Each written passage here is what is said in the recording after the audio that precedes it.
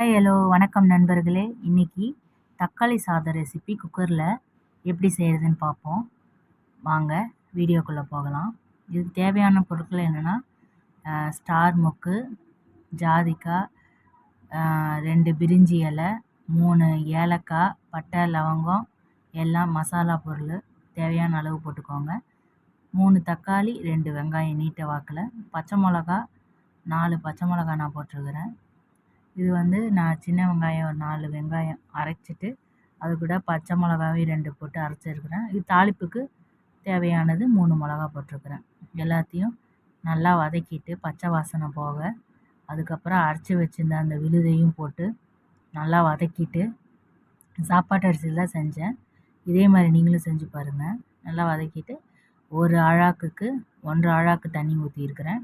இதே மாதிரி செஞ்சு பாருங்கள். எனக்கு பிடிச்சிருந்தா சேனலுக்கு சப்போர்ட் பண்ணுங்கள். தேங்க்யூ நண்பர்களே.